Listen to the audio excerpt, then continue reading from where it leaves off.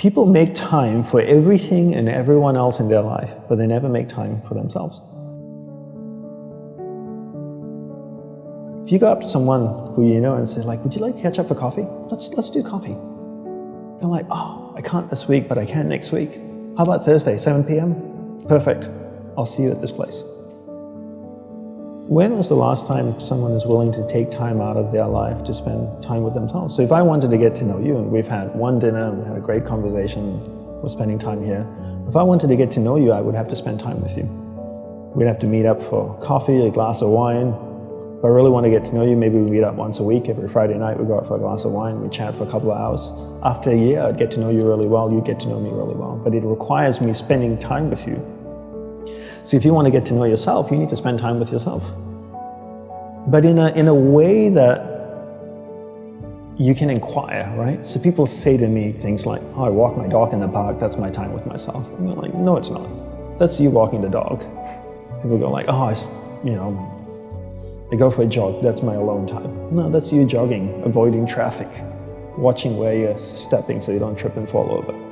Spending time with yourself is sitting down, closing your eyes, not interacting with the outside world, and actually going inside and having that conversation. The same conversation I would have with you and say like, hey Brian, so where did you grow up?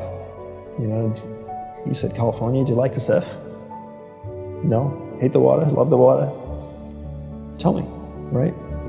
And people don't have that conversation, and because they don't have that conversation with themselves, they don't end up knowing what they want in life. Because they don't know what they want in life, they can't focus that finite amount of energy, and then they don't live a lifestyle that brings them happiness, and most people end up being unhappy. A couple of things I would say. One is simplify your life. Everybody's so busy. Everybody's got a lot of things to do. We don't actually have a lot of things to do. Right, we like being distracted because then we don't have to think about ourselves. And we don't have priorities in life. Most people don't have clear priorities in life. For me, my goal is to simplify my life, simplify the number of people in my life, and simplify the number of things in my life. We only have a finite amount of energy each day, right? But every year, we have more people in our lives. Is that a fair statement? More Facebook friends, you have more people you're connected with, but your energy stays the same. So that's not a proportionate growth. If your energy is increasing every year proportionately with the number of things and people in your life, then we don't have to talk about this. But your energy level is the same. But the amount of people and things in your life are growing almost exponentially. So whereas that doesn't work.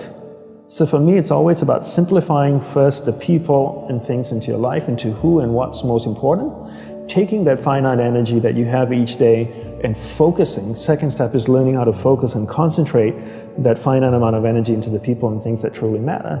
Now you start to create a lifestyle that you actually love because you're invested into people and things that matter, and the byproduct of that is happiness. And you said happiness is not a goal. Is that correct? Yes, happiness is not a goal. And if you ask most people, what do you want in life? They say, I want to be happy. Right? Would that be a fair statement? I mean, literally, it's in the U.S. Constitution, I think, the pursuit of happiness. The pursuit of happiness. Right. I always say you should never pursue happiness. Don't pursue happiness. Pursue a lifestyle where the byproduct of that lifestyle is happiness. So happiness comes as a byproduct. I spend time with the people that I love. What is my byproduct? I'm happy. I spend time with people I don't like. I'm not happy. So don't pursue happiness. Pursue a lifestyle that gives happiness. But in order to pursue that lifestyle, you need to be clear what you want in life. What's your purpose in life? And people don't know this because they don't spend any time with themselves. People think that the more you meditate, the better it is. So 20 minutes of meditation is not as great as 3 hours of meditation. And it's actually not how we work. For us, we believed in quality as opposed to quantity. We spent the whole day preparing to meditate. What comes before meditation? Concentration. Concentration comes before meditation. So you need to learn how to concentrate in order to meditate. And we believe that you can't meditate if you can't concentrate. So we spend the whole day focusing on concentration. So when I spoke with someone in the monastery, I spoke with another monk, I gave them my undivided attention. When I worked on my laptop, I focused on working on my laptop. When I swept the sidewalk, I focused on sweeping the sidewalk. So throughout the day, I'm practicing concentration. Now when I go to sit down to meditate, I'm really focused, and I can have a dynamic meditation session. And I always use the simple analogy of, take Usain Bolt, for example, the sprinter, right? I don't know much about him except he won 3 gold medals, fastest man on earth from Jamaica. I can make an assumption, and tell me if I'm wrong, that his whole day is structured. That he eats the right kinds of food and drinks the right amount of water. He goes to the gym. If you look at the boy, he's ripped, right? Probably works out, runs every day, I'm sure, sprints, does all kinds of things. But his whole day is preparing him for 9.57 seconds or whatever it is his world record is, not the other way around. And people come up to me all the time, Brian, and they say, Dandapani, I'm so stressed out, I've got so much happening in my life. Do you think if I meditate for 5 minutes in the morning, it'll help my whole day? I'm going like, well, what are you doing the remaining 23 hours and 55 minutes? That's what I want to know. Because if you try to meditate for 5 minutes in the morning and the rest of the day you just live a chaotic life, that's not, it's a good start, but it's not really helping you. It's like eating a carrot in the morning and then eating hamburgers and fries all day and hoping to have a healthy diet.